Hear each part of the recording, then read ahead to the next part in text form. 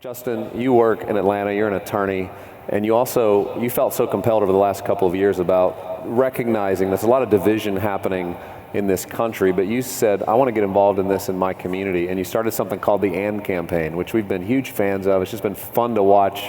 You go to work on this in your own community, you know Atlanta so well. Talk a little bit about your reflections over the last year.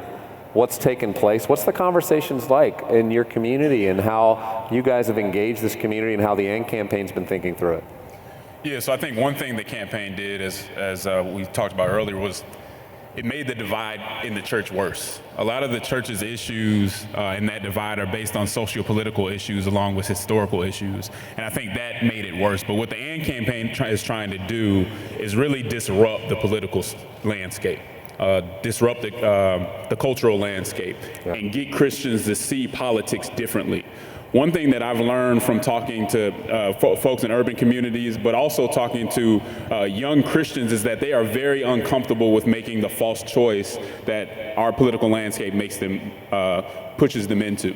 They don't want to choose to go either all the way left and surrender their biblical values, or go all the way to the right and say that social justice isn't important. They don't want to do that anymore. And so the AND campaign literally means social justice and biblical values, compassion and conviction, because I think it's time for Christians to transcend partisanship and say both of these things are important, and we will not choose between the two.